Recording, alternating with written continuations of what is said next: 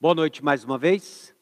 Eu saúdo os irmãos com a graça e a paz do Senhor Jesus Cristo, tanto os presentes aqui no quilômetro 11, quanto você que nos assiste a transmissão na sua casa, onde quer que você estiver. Também aproveitamos para saudar os nossos visitantes. Você que nos visita aqui no quilômetro 11, seja bem-vindo.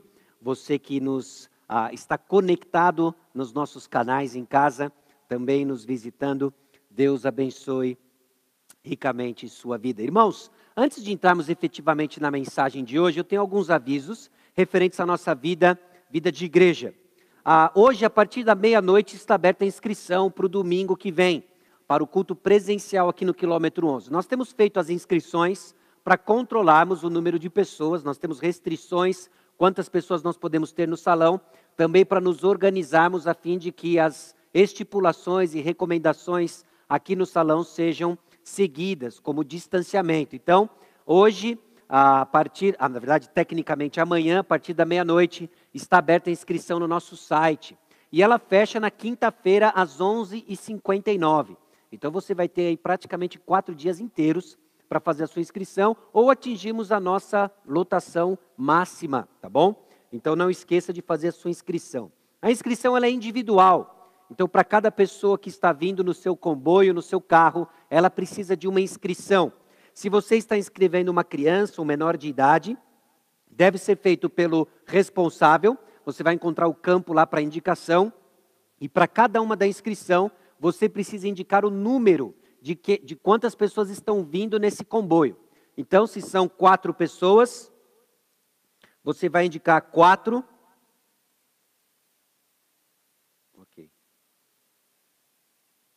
Excelente, obrigado. Se são 4 pessoas, para cada uma da inscrição daquele grupo, você indica 4, tá bom? Essa informação ela é importante para a nossa organização e o layout aqui do salão, tá? Todos devem colocar, então, a sua inscrição, as quantidades, e assim nós estamos seguindo até, sabe-se lá quando, ok? E oremos para que seja um tempo breve. Muito bom, irmãos. Então, abra sua Bíblia em 1 Timóteo, capítulo 1, versículos 18 a 20. 1 Timóteo, capítulo 1, versículos 18 a 20. Nós estamos caminhando nessa série até aproximadamente 11 de outubro, meados de outubro, de acordo com o nosso planejamento, se assim Deus permitir. Se você lembra o que nós já dissemos sobre a primeira carta de Paulo a Timóteo, é que se trata de uma carta missionária. Ela foi endereçada a um indivíduo, mas não exclusivamente para esse indivíduo.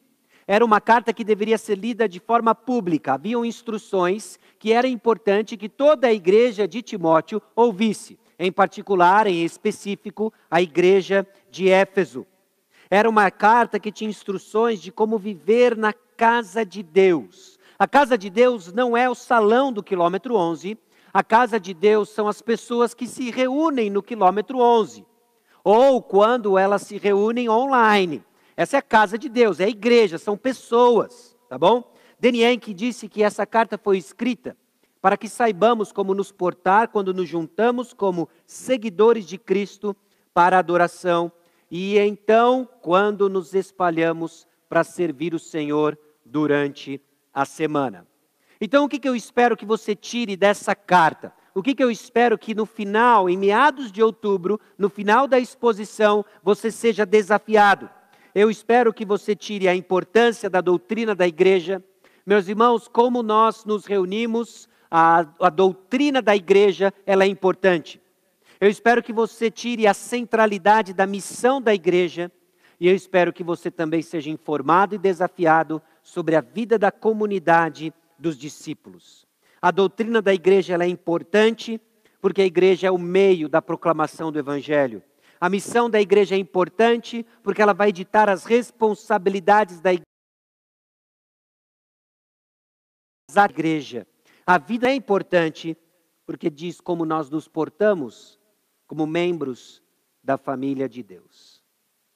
Então, em nossa caminhada, nós hoje nos deparamos com 1 Timóteo, capítulo 1, versículos 18 a 20. Semana passada, nos versículos 8 a 17, nós vimos que o evangelho guardado pela igreja, ele é poderoso para transformar qualquer pessoa para a glória de Deus. Nós vimos isso nas exortações que o apóstolo Paulo trouxe a Timóteo, referente ao uso adequado da lei, e o que a palavra de Deus, a graça de Deus opera na vida de um homem, o perverso Saulo, que se transformou no fiel Paulo. Hoje nós vamos ver o risco de não guardarmos o evangelho. E se eu fosse dar um título para a mensagem de hoje, seria lute ou morra. Lute ou morra. Talvez é meio pesado. Deixa eu tentar aliviar um pouco para você. Você já brincou de pique-bandeira? Guarda-bandeira? Pega-bandeira? Depende da região onde você cresceu. Pique-bandeira. Se você nunca brincou de pique-bandeira ou não sabe do que eu estou falando, deixa eu colocar um desenho para talvez ou refrescar a sua memória ou instruí-lo nesse importante jogo infantil. Olha aqui, ó, pique-bandeira. O que consiste o pique-bandeira? São duas equipes. Então, cada um desses pequenos tripés são crianças, ok? Jovens, adolescentes ou adultos que gostam de brincar de pique-bandeira. E cada equipe tem uma bandeira. O seu objetivo é guardar a sua bandeira e ganha o jogo quem pega a bandeira do outro time. Meus irmãos, sem exagero, era o meu jogo coletivo favorito. Ok? Melhor que queimada, melhor que futebol de recreio. O pique-bandeira era o ápice das brincadeiras infantis. Haviam várias estratégias. Havia a estratégia 007, ok? Que consistia em você ir pelos cantos, passar desapercebido, sem fazer muito barulho. Pegar a bandeira quando o time está distraído e só fazer barulho quando você cruzar a linha do meio gritando peguei, peguei, peguei. Essa era a estratégia 007. Com o tempo nós desenvolvemos uma estratégia muito mais divertida e arriscada, que é a estratégia coração valente.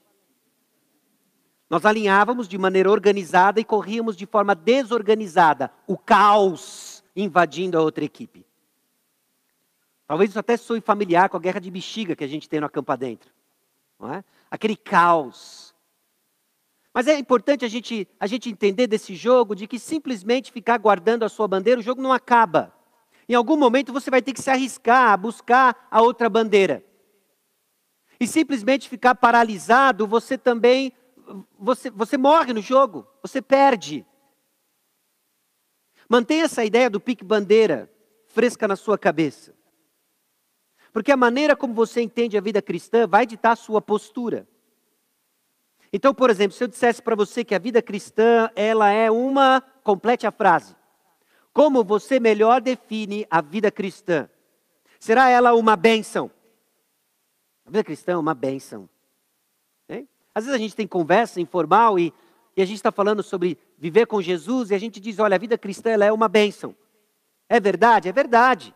Eu sou privilegiado, sou filho do rei, tudo isso é verdade. O problema é quando nós associamos a bênção com desejos pessoais satisfeitos, numa visão errada de quem Jesus é e o que ele faz ou fez por mim. Bom, será que a vida cristã ela é uma alegria? Bom, é verdade. Mas qual é o problema?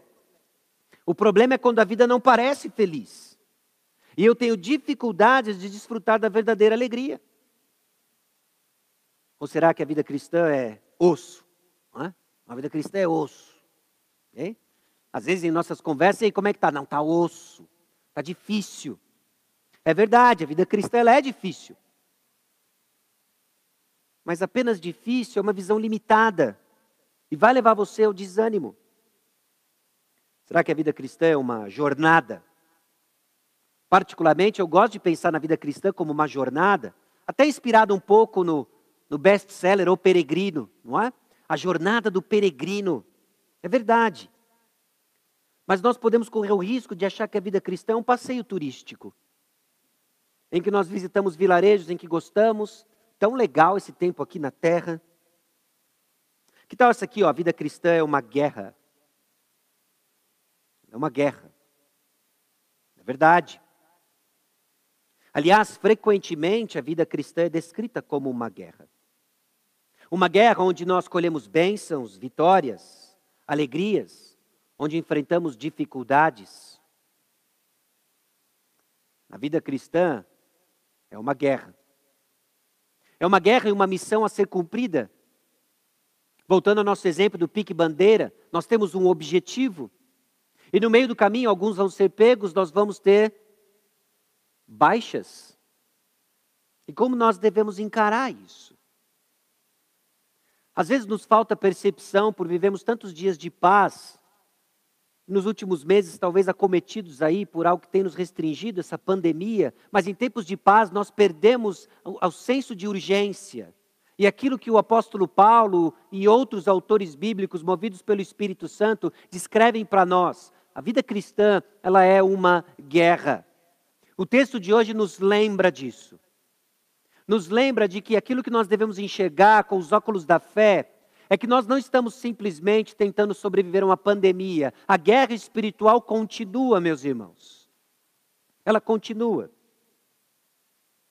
Então, em preparo para a leitura do texto de 1 Timóteo 1, 18 a 20, e assim nós temos feito nessas últimas semanas, nesses últimos meses, algumas observações para que você se atente à leitura. Paulo, ele deixou um dever para Timóteo, no versículo 18. Você vai ver isso. Paulo deixa um dever para Timóteo.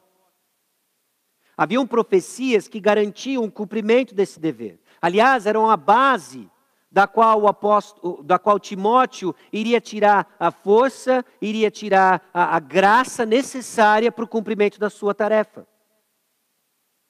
Essas profecias específicas dadas a Timóteo, elas são aplicadas a nós quando nós entendemos o momento e o propósito delas. Não são aplicadas de forma distinta, direta, mas dentro de uma visão mais geral, abrangente, do que aquilo significava para o ministério de Timóteo, nós entendemos como elas se aplicam para nós.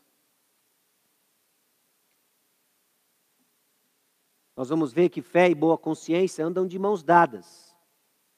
Eu espero trazer uma definição para você sobre não só a fé, mas essa boa consciência e a importância de mantê-la intacta, protegida com a verdade da palavra. E a comunidade tem um papel importante na defesa do Evangelho.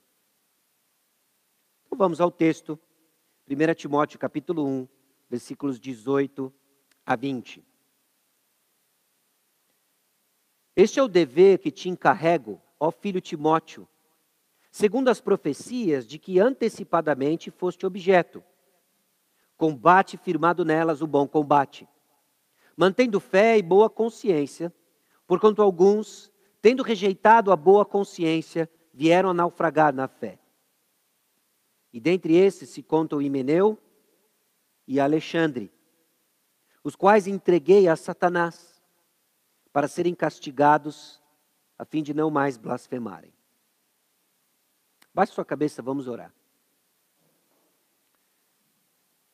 Senhor nosso Deus e Pai, nós chegamos diante do Senhor, lembrados, confrontados com a Tua palavra, que nos lembra, ó Deus, de que estamos em guerra, de que há um combate, há necessidade de defendermos o Evangelho, há necessidade de fazermos isso como igreja, como quartel-general, ó Deus, da proclamação das boas novas, onde cada um tem uma função importante, coordenando, ó Deus, o corpo de Cristo. Conceda-nos a graça para enxergarmos as realidades espirituais referentes à guerra em que estamos. Direciona-nos, Senhor, a nos munir das armas espirituais necessárias no enfrentamento dessa guerra. Eu te louvo, ó Deus, porque a vitória ela é certa e ela é garantida pela obra de Cristo Jesus. E é no nome dele que nós oramos. No nome de Jesus. Amém. Irmãos, a defesa do Evangelho é uma luta contínua, travada em santidade e responsabilidade da comunidade. Nenhum cristão está no campo de batalha sozinho. Nenhum cristão está travando a batalha em impiedade. Nenhum cristão está numa batalha apenas em eventos, ela é contínua. Ela é contínua, ela é travada em santidade. E a responsabilidade é da comunidade.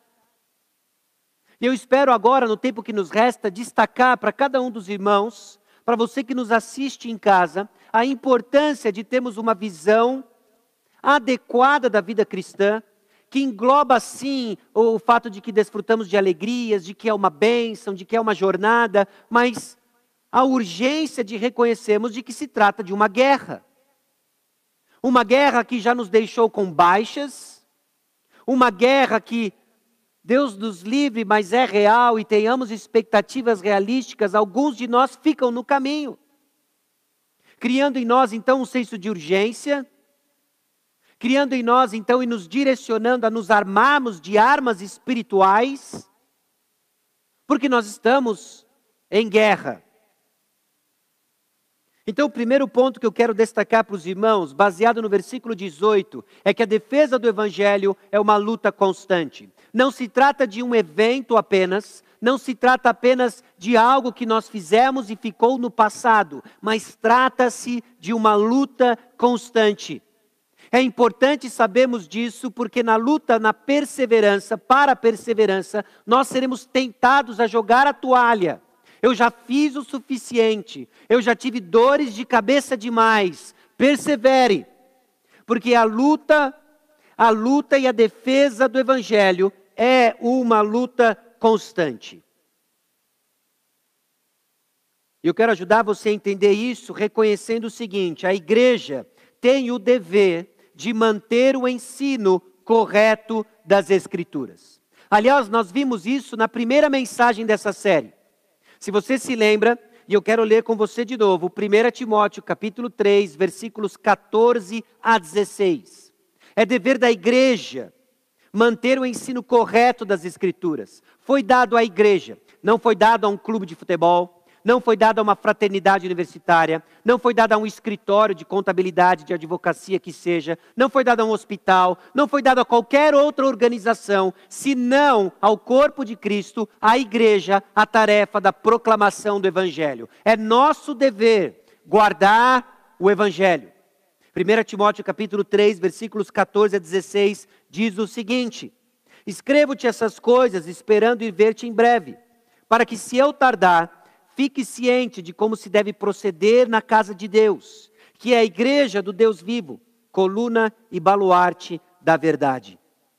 Evidentemente, grande é o mistério da piedade. Aquele que foi manifestado na carne, foi justificado em espírito, contemplado por anjos, pregado entre os gentios, crido no mundo, recebido na glória. Que é a igreja do Deus vivo, coluna e baluarte da verdade. E aí, há 2 semanas atrás, nós vimos em 1 Timóteo, capítulo 1, versículos 3 e 5, que Paulo admoesta Timóteo, a fim de que ninguém ensine outra doutrina. Ele traz essa admoestação visando o amor. E a palavra é repetida e traduzida para nós neste dever. É este o dever que te encarrego. Que dever? Que Timóteo garantisse pelo ensino correto das Escrituras, que ninguém ensinasse outra mensagem senão o verdadeiro Evangelho. Isso foi dado a Timóteo, essa tarefa dada a Timóteo, a pessoa de Timóteo, numa carta lida em público na igreja e que tem passado de geração em geração e chegou até nós, 2020, no meio de uma pandemia, Igreja Batista Maranata. Qual a nossa tarefa? Proteger o verdadeiro Evangelho. Irmãos, nós podemos e vamos errar em muitas coisas.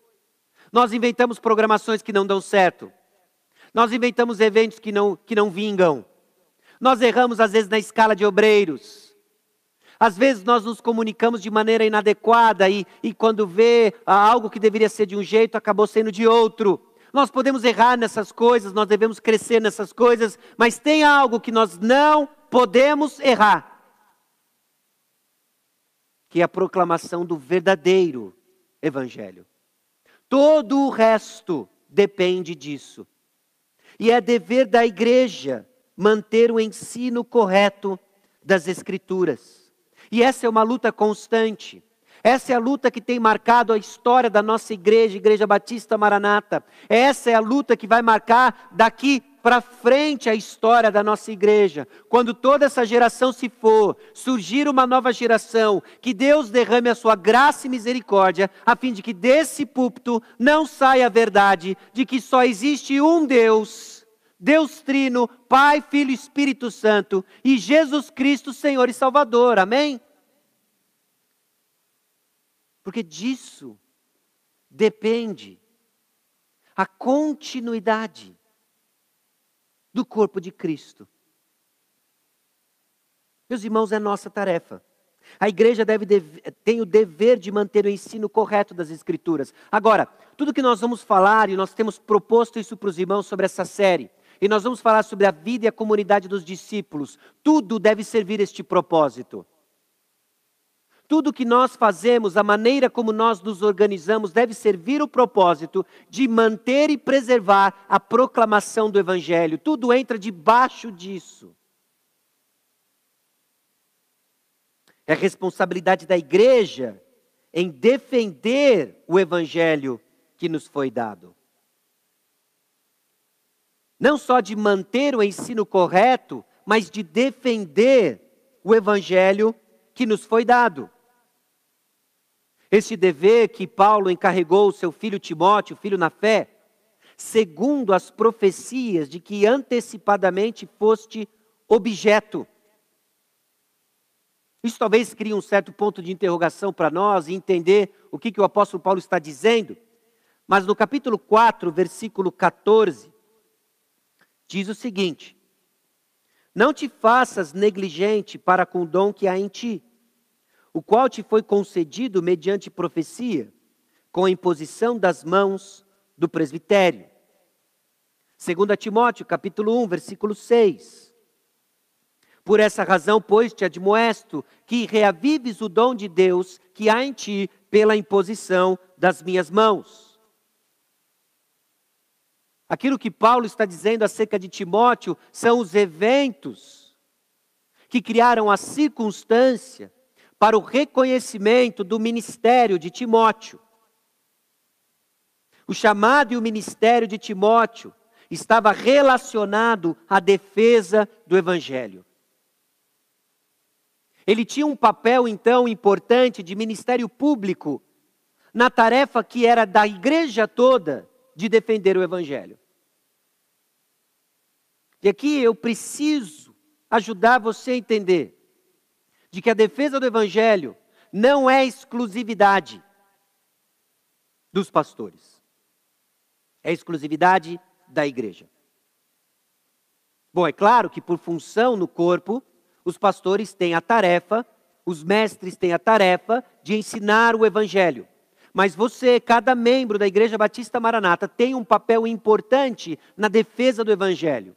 Em crer no Evangelho, em crer no verdadeiro Evangelho, e nos estimular a continuar crendo no verdadeiro Evangelho. Por quê? Porque é uma tentação para cada um de nós nos desviar da verdadeira mensagem. E as armas, meus irmãos, de defesa estão fundamentadas no próprio Evangelho. Quando o apóstolo Paulo exorta, e o propósito da sua exortação é que Timóteo combatesse o bom combate, firmado nelas, que nelas? Essas profecias. Aquilo que criou a circunstância do chamado ministerial de Timóteo, era exatamente aquilo que o capacitaria no exercício do seu ministério. Pare e pensa nisso. A mensagem que nós proclamamos é o que nos sustenta. Toda vez que nós articulamos o Evangelho, toda vez que nós proclamamos o Evangelho, toda vez que nós partimos na defesa do Evangelho, nós somos também encorajados pelo Evangelho. Timóteo, então, precisava se lembrar das profecias sobre seu chamado ministério para desempenhar seu próprio ministério. Em momentos de desencorajamento pessoal, é importante você lembrar o seu papel no corpo de Cristo. Você, pastor, você que está nos ouvindo e é pastor, em momentos de desencorajamento, lembremos da tarefa proposta. O trabalho do Evangelho é ministrar a graça de Deus, capacitado pela graça de Deus. Paulo encoraja Timóteo justamente naquilo que o mantinha vivo na tarefa do ministério. Escute atentamente Colossenses capítulo 1, versículos 28 e 29. Eu vou ler para você. Colossenses capítulo 1, 28 e 29. Essa é uma passagem que particularmente me desafia, porque me parece resumir a filosofia de ministério do apóstolo Paulo. E ele diz o seguinte: o qual, referência a Cristo Jesus, nós anunciamos, advertindo a todo homem e ensinando a todo homem em toda a sabedoria, a fim de que apresentemos todo homem perfeito em Cristo. Então o apóstolo Paulo não tinha outro objetivo senão anunciar Cristo. Ele anunciava ensinando, ele anunciava advertindo, com o propósito de que todos os seus ouvintes se tornassem parecidos com Cristo. Agora presta atenção no versículo 29. Para isso é que eu também me afadigo. Para isso é que eu também me afadigo. O apóstolo Paulo não esconde suas cartas. Jesus não escondeu as cartas. Ele sempre foi muito claro. Me seguir vai custar tudo. Carregue sua cruz e me siga. Sempre houve um esforço e uma fadiga envolvida. E é para isso que o apóstolo Paulo se afadigava. Mas não é só isso que ele diz. Ele diz: esforçando-me o mais possível, segundo a sua eficácia, que opera eficientemente em mim. Segundo a sua eficácia, que opera eficientemente em mim. Meus irmãos, nós somos craques em superestimar o que nós podemos fazer em pouco tempo. Talvez com tantos planos e muito bem intencionados, nós perdemos de vista que Deus age em pequenos passos, mas constante. E também somos craques em subestimar o que Deus faz a médio e longo prazo. Nós precisamos ter essa visão da edificação do reino de Deus. Aliás, nós fomos recentemente lembrados dessas dinâmicas em Mateus capítulo 13. A forma como o reino de Deus, os propósitos de Deus, são construídos conforme nós insistimos em proclamar a palavra de Deus. Essas são as armas espirituais, essas são as armas de defesa. Existe sim exaustão quando lutamos uma guerra espiritual sem as armas espirituais. Não é a ferramenta certa. Quando nós tentamos buscar em nossa própria sabedoria soluções para aquilo que só a palavra de Deus, de que só o agir do Espírito resolve. Tanto no que se refere ao âmbito familiar, às suas questões pessoais, os desafios que enfrentamos como igreja. Meus irmãos, é joelho no chão. E é justamente para onde o apóstolo Paulo leva Timóteo no capítulo 2, e mais sobre isso semana que vem, se Deus quiser. De que há uma importância vital sobre oração, de que nós vamos ser tremendamente desafiados, confrontados na omissão de oração. Nós precisamos crescer nesse sentido, porque a guerra é espiritual. Se a guerra é espiritual, as armas são espirituais. Então existe exaustão. E hoje está à tona, né, a questão do burnout. Fala-se tanto do burnout dos pastores. Meus irmãos, é um problema real. Mas talvez mais importante do que nos perguntarmos como evitar o burnout, é a razão do burnout. Porque o apóstolo Paulo não tem receio de dizer de que ele se afadigava com a razão certa. Não era a construção de um ministério para a sua glória e o seu nome. Não era a busca de aprovação de pessoas. Não era na tentativa de substituir o próprio agir do Espírito Santo na vida de pessoas. Ele se afadigava apenas em anunciar e deixar os resultados na mão de Deus. Era uma fadiga que encontrava descanso na graça de Deus. É isso que eu e você precisamos. A fadiga certa. A fadiga de incansavelmente proclamarmos a mensagem do Evangelho. Por quê? Porque na fadiga da proclamação do Evangelho, nós encontramos descanso. Nós encontramos descanso. Por isso, combate, firmado nelas, o bom combate. Irmãos, há exaustão na guerra errada. Qual é a nossa guerra? Qual é a nossa batalha? E de novo, alguns aspectos que tem aí ao redor dos nossos dias, né? A própria questão do racismo. Eu vejo colegas debatendo sobre o posicionamento da igreja frente ao racismo. Não há dúvidas que a palavra de Deus tem respostas. A questão racial, a questão da desigualdade social. Mas note, a missão da igreja não é resolver essas tensões. A missão da igreja é proclamar o evangelho que soluciona todas elas.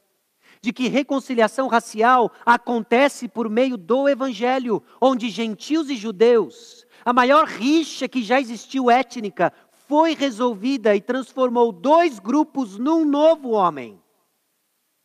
E o que faz isso? A igreja que faz isso? Não, a igreja não tem poder para isso. Nem se quisesse, nem se pudesse. Mas a igreja proclama a mensagem que transforma sociedades. E de novo, talvez ainda se o que te faz pensar e questionar a desigualdade social, nós vamos para Tiago, e nós vemos como Tiago ele é preciso em nos exortar nas questões de desigualdades. Mas note como é fácil nós tirarmos a atenção do verdadeiro evangelho e assumirmos uma posição de ONG. Nós não somos uma ONG, meus irmãos.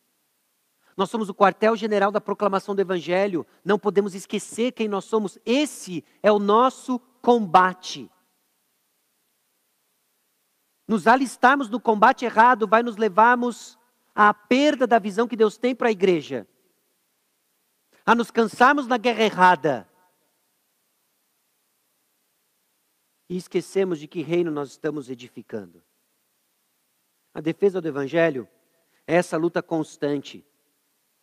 De que gerações passam, gerações vêm. Modas vêm, modas vão. Mas nossos olhos têm que estar fixos na proclamação do verdadeiro evangelho. Descrito na palavra de Deus. Esse evangelho, que de acordo com 1 Timóteo capítulo 2, versículo 4, o qual deseja que todos os homens sejam salvos e cheguem ao pleno conhecimento da verdade. Esse evangelho que transforma, salva vidas, me alcançou, lhe alcançou. Essa é a mensagem que nós proclamamos. A defesa do evangelho não só é uma luta constante, a qual Timóteo deveria perseverar, como também é travada em santidade. Veja o versículo 19. Mantendo a fé e a boa consciência, porquanto alguns, tendo rejeitado a boa consciência, vieram a naufragar na fé. Escute isso daqui, com bastante atenção. A defesa do evangelho não é meramente intelectual ou informativa, mas inclui um elemento ético e transformativa. O evangelho não é proclamado para informar pessoas. O evangelho é proclamado para transformar pessoas. Por isso, meus irmãos, Paulo coloca uma forte ênfase para Timóteo, num caráter transformado. De que não se trata simplesmente de abrirmos com precisão a palavra e informarmos pessoas. Não é menos que isso. Nós vamos abrir a palavra. Nós precisamos ensinar com precisão. Mas é um ensino buscando transformação para a glória de Deus. Por isso Paulo não conseguia separar o verdadeiro ensino de uma vida transformada. E sempre houve, no primeiro século, quando grande parte do Novo Testamento está sendo escrito, quando a totalidade do Novo Testamento está sendo escrito, a acusação de falsos mestres e a maneira como viviam. Porque quando você crê errado, você vai viver errado. Uma vida errada mostra que você crê errado. O Evangelho então não nos informa de algo apenas, mas o Evangelho nos transforma em alguém. E aqui alguns haviam abandonado a boa consciência e naufragaram na fé. De que a forma errada de viver vai fazer com que você mude, inclusive, o que você crê. Vai cauterizar sua consciência. E aos poucos você começa a achar que aquilo que antes você dizia que era errado, não é tão errado assim. Aliás, todo mundo faz. Eu não preciso ser tão radical assim, porque a sua consciência cauterizada vai trabalhar contra você para abrir mão da sua fé. Então o que cremos anda de mãos dadas com o que professamos. Nós não somos um clube de boa moral. Nós não podemos transformar o Evangelho numa pregação moralista, numa mensagem moralista.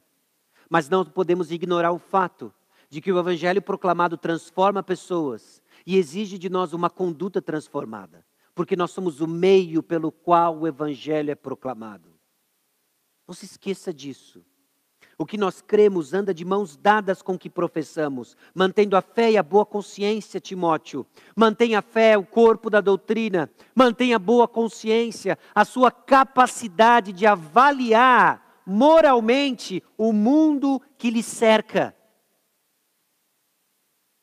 Aliás, é batata quando nós paramos para pensar o caminho de alguém que se desvia da fé, em que começa a fazer pequenas concessões teológicas, em que começa a abrir pequenas concessões de comportamento.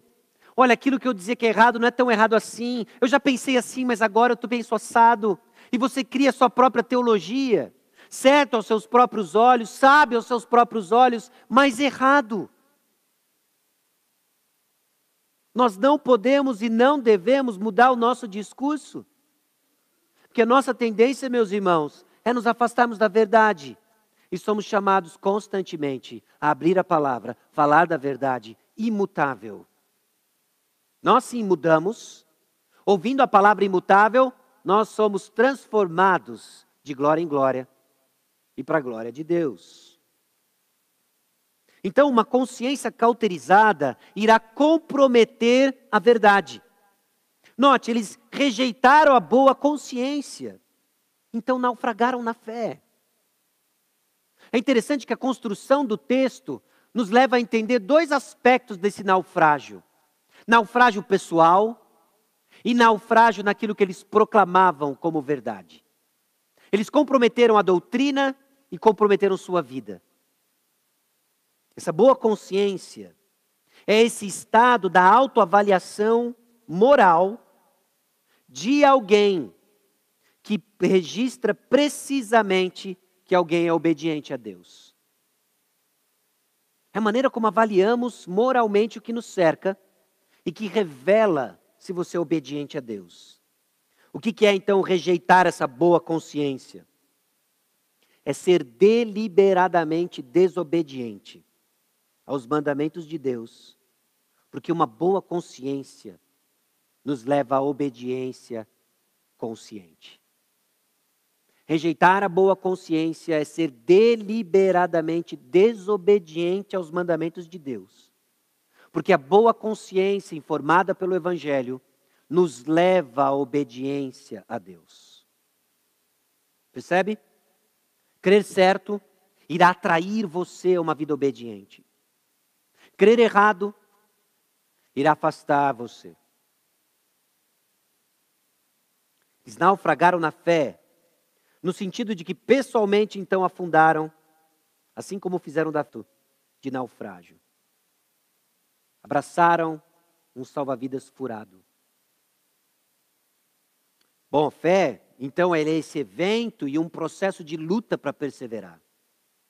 É interessante que Paulo apresenta para Timóteo um conceito de fé que não só engloba o corpo de doutrina, mas algo dinâmico, algo que precisa ser nutrido, algo que precisa ter uma boa mordomia. Você é bom mordomo da sua fé. Porque você ou irá abafar a sua fé, ou você irá frutificar na sua fé. E às vezes nós temos uma percepção limitada de que fé é algo que ou eu tenho ou não tenho. Sim, lhe foi dado. E o que você vai fazer com ela? Porque senão até o que você tem lhe será tirado. Fé precisa ser exercitada. Você é chamado a crescer na fé. Fé, então, é essa corrida que nós precisamos manter, que nós precisamos perseverar. É interessante, nós já fizemos esse ponto algumas semanas atrás, nas últimas mensagens, mas o contrário de fé não é dúvida. Em 1 Timóteo, o contrário de fé é desobediência. Porque nós lutamos com dúvidas. É parte da jornada comum cristã, nós temos perguntas. Algumas nos atormentam. Mas o fato de você manter a sua Bíblia aberta, o fato de você manter o seu coração alinhado com o Senhor, já é um bom indício de uma fé genuína, ainda que imperfeita. E um dia, meus irmãos, nós vamos descansar até do tormento da dúvida. Você já imaginou? Eu lembro uma vez que eu ouvi um sermão sobre céu. Eu lembro pouca coisa desse sermão. Eu lembro apenas um ponto que o pregador fez. No céu, nós vamos ter descanso das nossas dúvidas. No momento que eu estava, aquilo veio com um bálsamo. Eu nunca mais vou ter dúvidas. Eu vou viver as certezas. Que hoje nós dizemos com fé. E fé verdadeira, ela não é imune a dúvidas. Ela segue perseverante em obediência. Isso é uma fé verdadeira.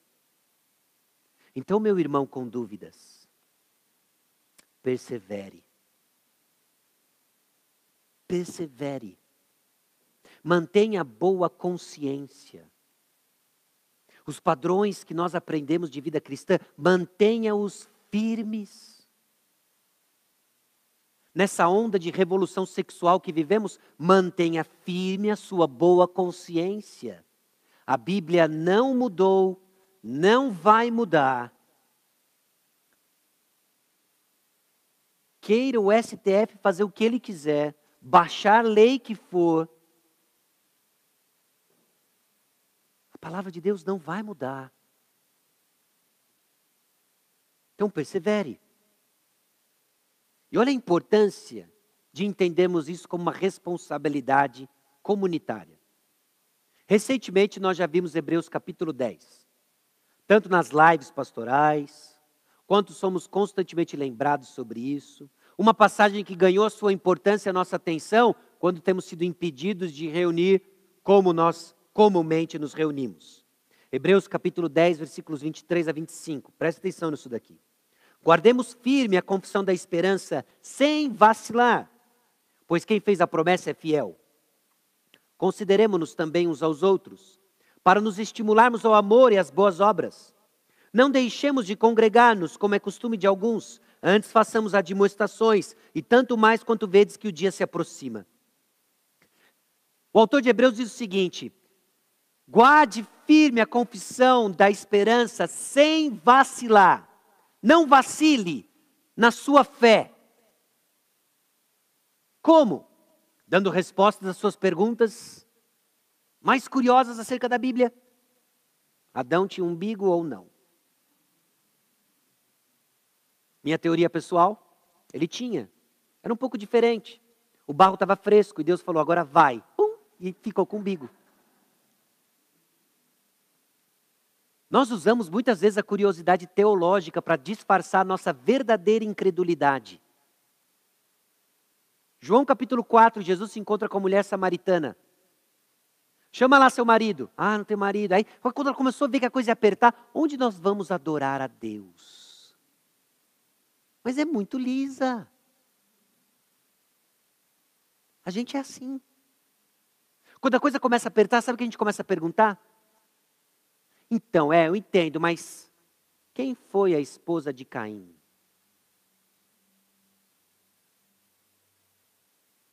Quem foi a esposa? Aí você começa com perguntas teológicas, como uma máscara da verdadeira incredulidade, que não é mensurada nas respostas que você tem, é mensurada na vida que você leva. Porque o contrário de fé é desobediência. E aí olha só que interessante onde o autor de Hebreus nos leva. Guarde a sua fé sem vacilar. E aí o que ele começa a dizer? Consideremos também uns aos outros para nos estimularmos ao amor às boas obras. A gente tem que se juntar, tem que se congregar para fazer a admoestação uns aos outros. Porque todas essas coisas não vão dar para nós informação, vão nos manter obedientes, que é o que a nossa fé precisa. Por isso é importante estar aqui. E quando eu digo estar aqui, principalmente você, irmão da Igreja Batista Maranata, que não está literalmente aqui. É fazer parte disso daqui. Deixa eu envolver o quilômetro 11 e a nossa câmera, você está incluso. São as nossas admoestações. Porque para manter a nossa fé firme, nós precisamos ser lembrados de viver de forma obediente. Isso é manter uma fé que não vacila. Não é simplesmente ter respostas às suas perguntas do tipo, quem era a esposa de Caim? E de novo, eu não estou dizendo que essas coisas não são importantes. De certa forma, elas afirmam a nossa fé. Mas não é o fundamento dela.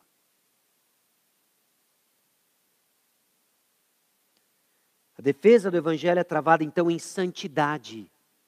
Meus irmãos, se nós vamos perseverar pela graça de Deus, em preservar a mensagem do Evangelho com integridade, é porque a nossa igreja está crescendo em santidade.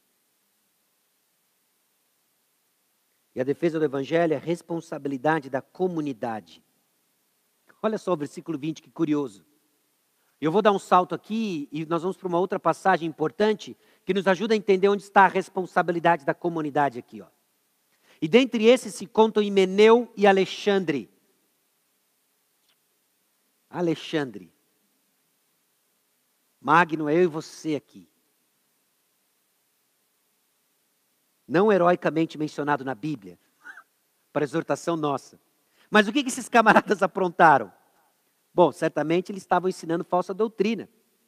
E Paulo, os quais entreguei a Satanás, para serem castigados, a fim de não mais blasfemarem. A defesa do Evangelho é uma responsabilidade da comunidade em que sentido? Bom, Himeneu e Alexandre provavelmente eram líderes em Éfeso. Líderes que se desviaram da verdadeira mensagem do Evangelho e passaram a ensinar falso ensino. Himeneu, ele é mencionado novamente em 2 Timóteo capítulo 2. Abra comigo em 2 Timóteo capítulo 2. Dando a nós, inclusive, um processo interessante sobre o que o falso ensino vai fazer com você. 2 Timóteo capítulo 2, versículos 16 em diante.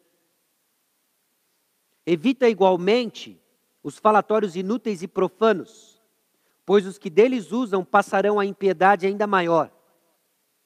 Olha aí, de novo, o falso ensino ligado a uma vida de impiedade e desobediência.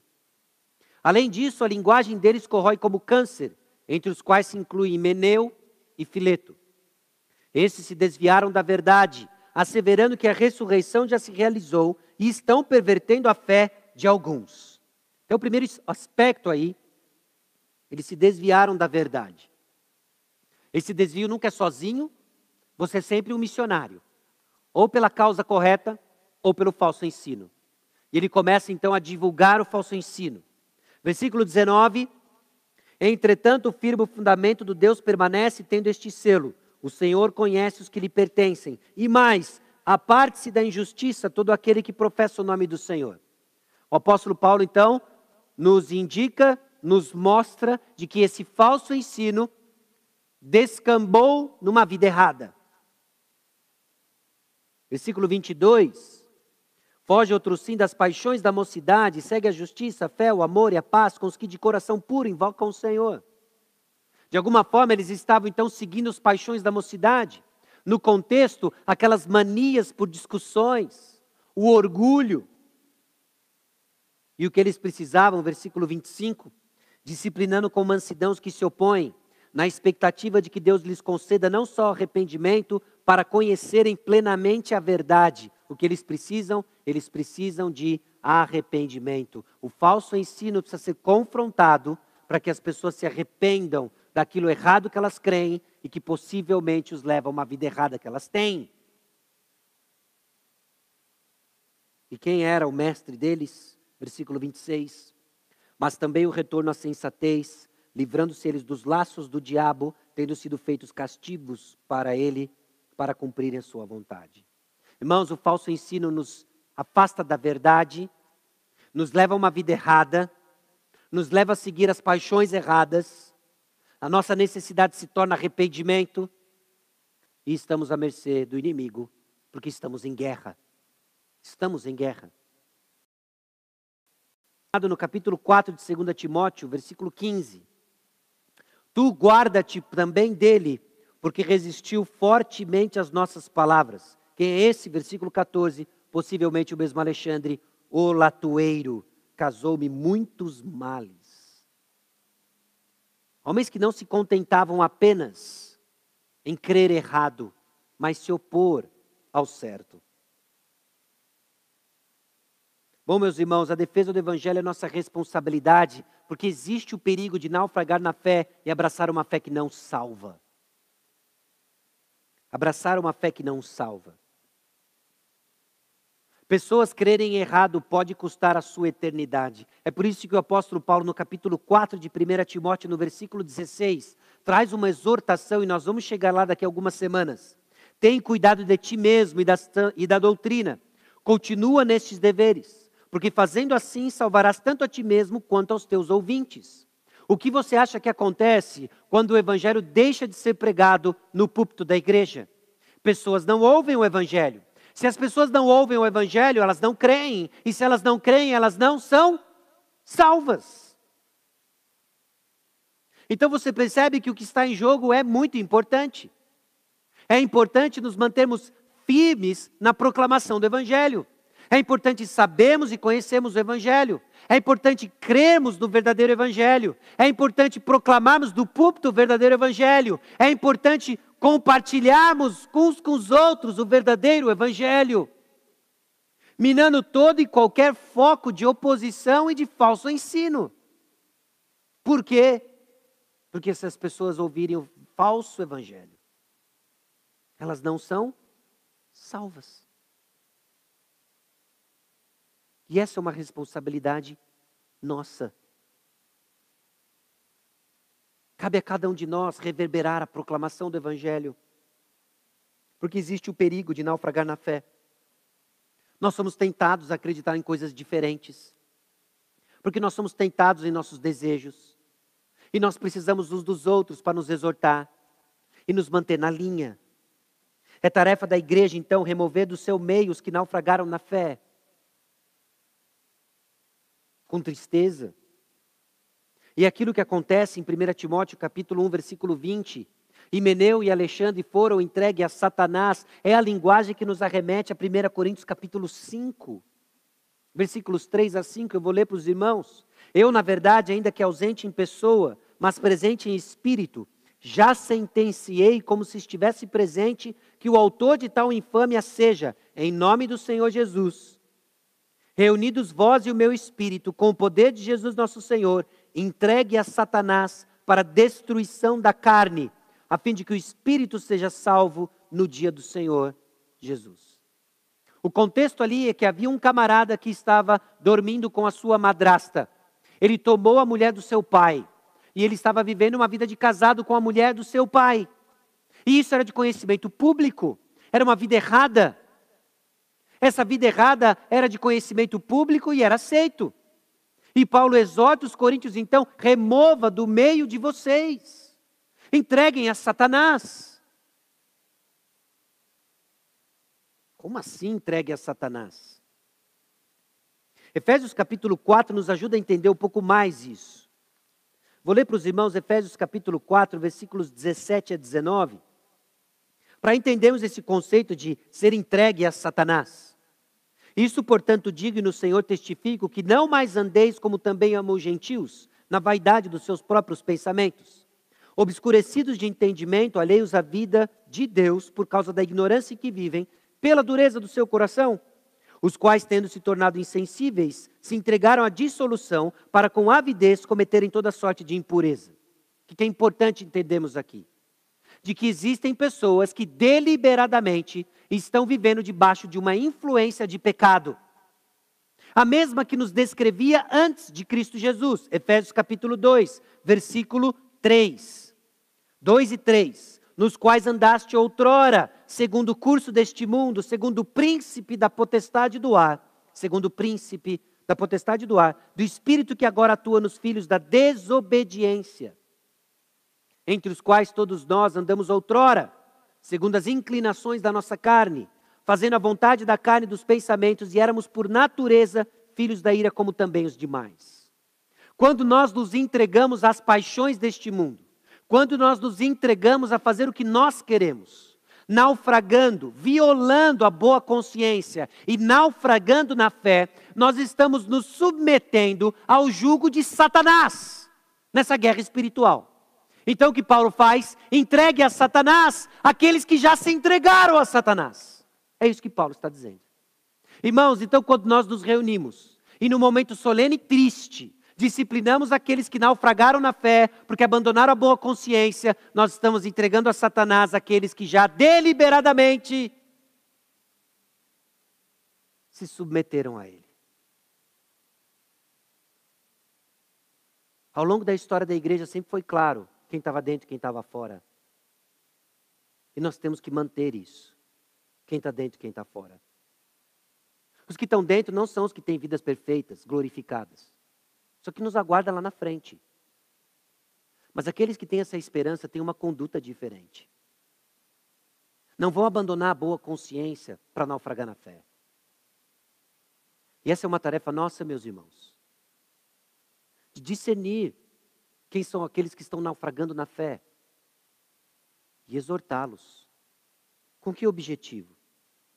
A disciplina visa a defesa do Evangelho e o bem dos que naufragaram. A fim de que não mais blasfemarem.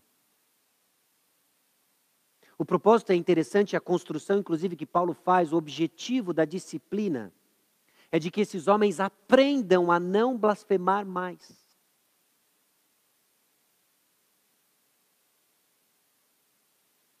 Bom, são tantas as passagens que nos instruem nisso para construir uma visão clara de disciplina bíblica. Recentemente nós passamos por Mateus capítulo 18, Gálatas capítulo 6, 2 Tessalonicenses capítulo 3, versículos 14 e 15, diz o seguinte: caso alguém não preste obediência à nossa palavra dada por esta epístola, notai-o, nem vos associeis com ele, para que fique envergonhado. Todavia, não o considereis por inimigo, mas adverti-o como irmão. Meus irmãos, é a difícil tarefa de comunicar em nossa associação e nossa forma de conduzir, de que algo mudou no relacionamento daqueles que não estão entre nós. Não são nossos inimigos. Eles precisam ouvir o Evangelho. Mas nós não temos mais a comunhão que acontece ao redor de Cristo Jesus. Nós não reconhecemos mais uma profissão de fé genuína. Então a disciplina ela visa a defesa do Evangelho e o bem dos que naufragaram. É um lembrete constante para os que estão aqui. E é o expediente que Deus usa para trazer os que antes estavam aqui. Na esperança de que eles não cheguem ao ponto de ir além da restauração. Quando é esse ponto? Eu não sei. Eu não sei. Deus sabe. Deus é misericordioso. Mas o temor do Senhor nos leva a entender que nós não brincamos com fogo. Porque Ele é fogo consumidor. Então aqueles que estão de pé, cuidado para que não caiam. Nossa responsabilidade. Por vezes eu vejo que a disciplina eclesiástica não surte seu efeito, porque ela é tratada como se fosse disciplina do pastor. Ah, o pastor excluiu tal membro. Nossos pastores excluíram tal fulano. E nada muda nos círculos de comunhão da igreja. De novo, não é tratar as pessoas como inimigo. Mas se não encararmos como uma responsabilidade nossa, por isso, disciplina eclesiástica, nós não estamos amando essas pessoas. Algo mudou. Você virou as costas para Jesus. Você precisa dele. Arrependa-se dos seus pecados. Porque a defesa do Evangelho, meus irmãos, é essa luta contínua.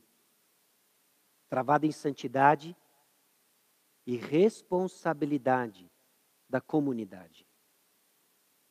Algumas implicações para a nossa conduta e vida de igreja. Uma de nossas responsabilidades é guardar o Evangelho em cada canto da igreja. Não só do púlpito. Mas lembrarmos quando nos reunimos em agrupes. Quando nos reunimos em círculos de comunhão. E algo foi dito que não está consoante a palavra de Deus ao Evangelho. É momento de levantarmos a bandeira do verdadeiro Evangelho e lembrar. Não me parece ser isso que diz a palavra de Deus. Ah, mas isso soa tão pedante, eu vou ficar, sei lá, com a fama de santarrão. Nós estamos em guerra. Nós estamos em guerra. Talvez o pique bandeira tenha sido uma ilustração divertida demais para a gente entender a seriedade. Mas até certo ponto eu gosto de filmes de guerra porque me leva a reflexões diferentes do que qualquer outro filme. E uma delas é justamente essa de que se nós estamos marchando em guerra, as baixas do lado não devem nos fazer parar. Porque se nós pararmos, nós somos o próximo. Nós somos o próximo. Você já imaginou?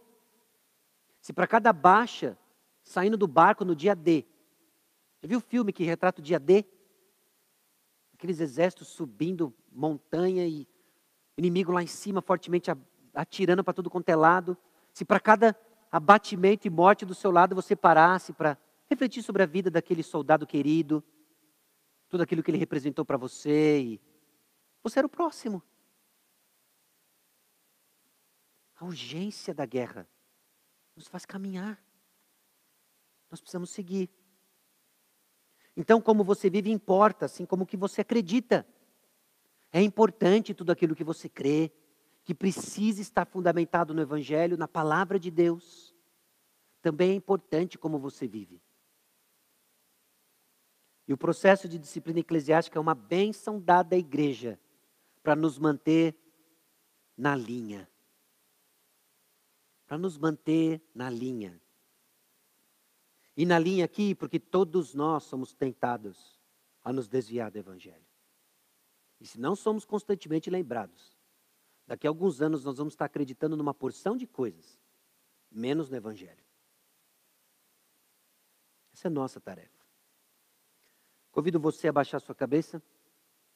Nós vamos orar, pedindo para que o Espírito Santo imprima essas palavras no nosso coração e crescemos como a igreja que o Senhor quer que sejamos. Vamos orar. Senhor nosso Deus e Pai, nós somos gratos ao Senhor porque a Tua palavra é verdade. A Tua palavra nos educa. De que há esperança, ó Deus, para a continuidade do ministério da igreja, no nosso caso, Igreja Batista Maranata. E cabe a nós, ó Deus, defendermos o Evangelho, guardarmos o Evangelho, proclamarmos o Evangelho, numa busca de vidas que crescem em santidade, na compreensão de que isso é tarefa da nossa comunidade. Pedimos a Deus e clamamos por aqueles que um dia estavam entre nós e hoje não estão mais, e o Senhor conhece pelo nome.